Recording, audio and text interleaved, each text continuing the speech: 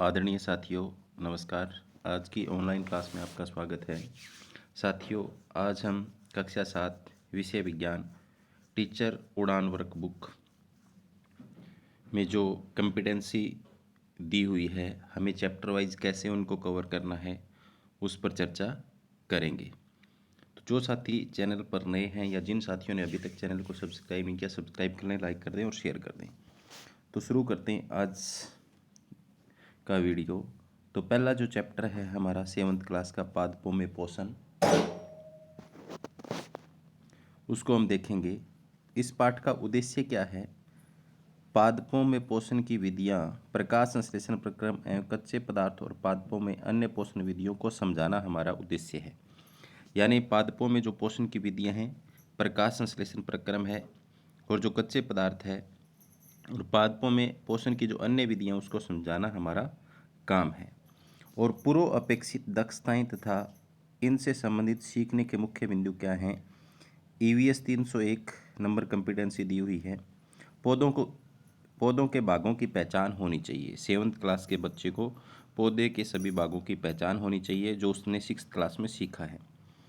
आगे है 308 number competency, विभिन्न पेड़ पौधों की पहचान करना व उनका वर्गीकरण भी उसको आना चाहिए। भी ये झाड़ी है, ये शाख है, ये वृक्ष है।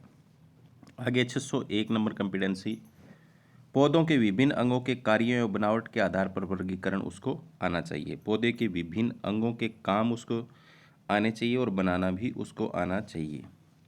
602 नंबर कंपिटेंसी है, पादपों के विभिन्न भागों के कार्यों की समझ होनी चाहिए। जैसे जड़ का क्या कार्य है, तने का क्या कार्य है, पत्ती का क्या कार्य है। इसके बाद में अब जो हमें करवानी है उस बच्चे को 7th क्लास के अंदर, वो वर्तमान दक्षताएं जो है, प्रेजेंट में जो हमें कंपिटेंसी करानी है वो है, देखो 702 नंबर, पोषण के आधार पर पादपों में अंतर आना चाहिए। जैसे स्वपोषी, परपोषी। स्वपोषी पादप कौन से होते हैं, परपोषी कौन से होते हैं। प्रकाश संश्लेषण की प्रक्रिया किस किस में होती है, इसकी छानबीन करते हैं। पादपों के विभिन्न भागों का वर्णन करना, प्रकाश संश्लेषण के लिए शब्द समीकरण लिखना भी उसको आना चाहिए। पादप के विभिन्न भागों के नामांकित चित्र बनाना भी उसको आना चाहिए। यानी 702, 704, 706, 707 और 709 नंबर की जो कंपिटेंसी है वो अभी हमें 7th क्लास में उसको करवानी है। जो पीछे मैंने बताई वो 6th क्लास में बच्चा सीख करके आया है। आगे है, इन दक्षताओं के लिए हम क्या कर सकते हैं। इन दक्षताओं के पूर्व आकलन हेतु निम्न प्रकार से प्रश्न पूछे जा सकते हैं। तुमने अपने आसपास जो पौधे देखे हैं उनके नाम बताओ। तो बच्चे को आप ये पूछ सकते हो, तुम अपने आसपास जो पौधे देखते हो उनके नाम बताओ। किस पौधे पर आपने फूल देखे हैं, ये भी हम उससे पूछ सकते हैं।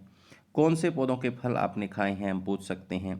क्या पौधों के सभी भाग हरे रंग के होते हैं, यदि नहीं तो कौन से भाग हरे रंग के होते हैं। जड़ें पौधों के लिए क्यों जरूरी हैं, तो ये प्रश्न हम बच्चों से पूछ सकते हैं। आगे है,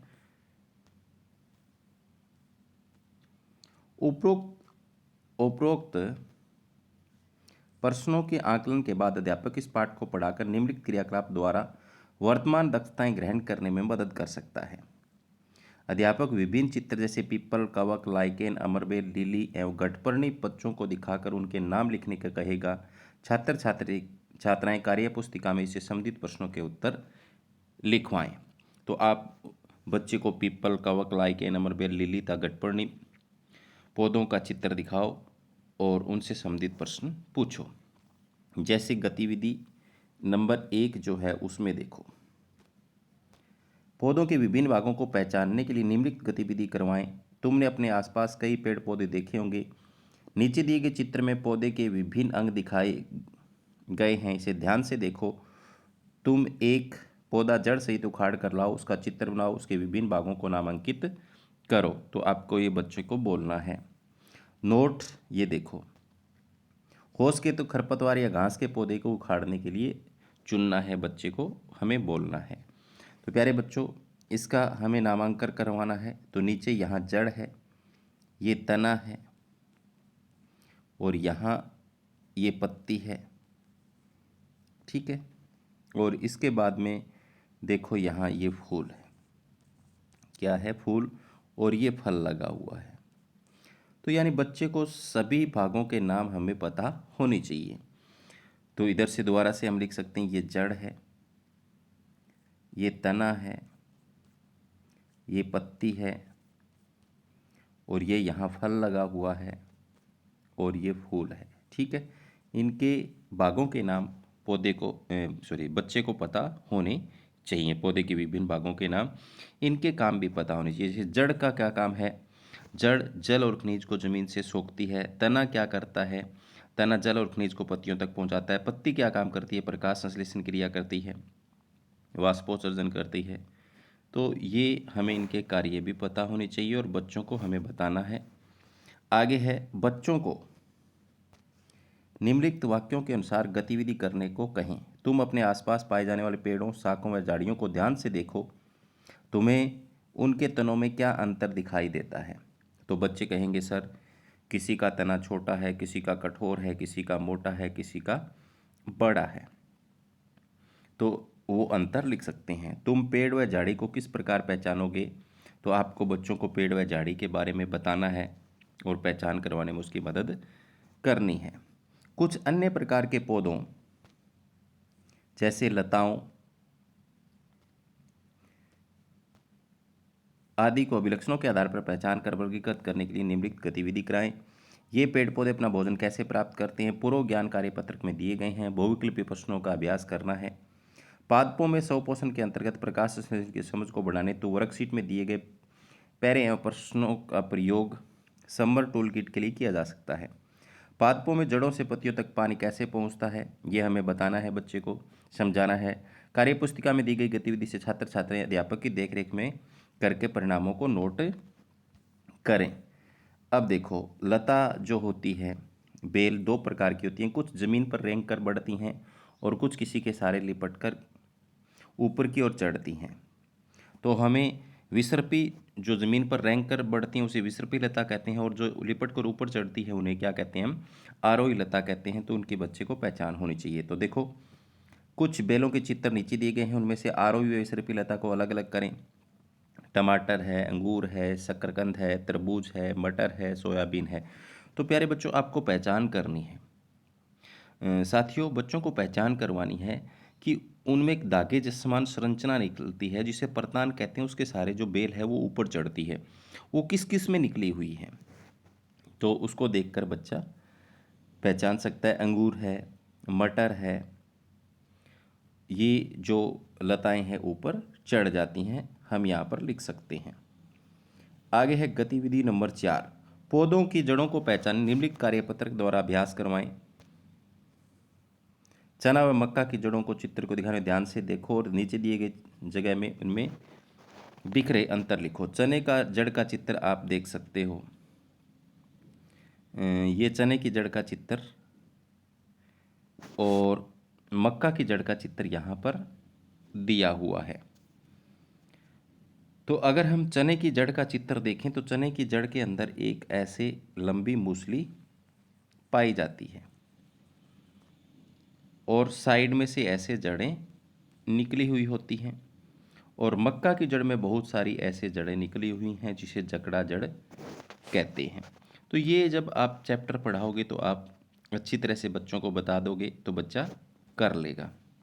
और बच्चों को ये भी बताना है भी जिसमें मूसला जड़ पाई जाती है उसमें कौन सी, तो जिनमें मूसला जड़ पाई जाती है यानी एक मूसली पाई जाती है, साइडों से जड़ें निकली हुई हैं, तो उसमें तो जालिकाबद्ध शिराविन्यास पाया जाता है पत्तियों के अंदर।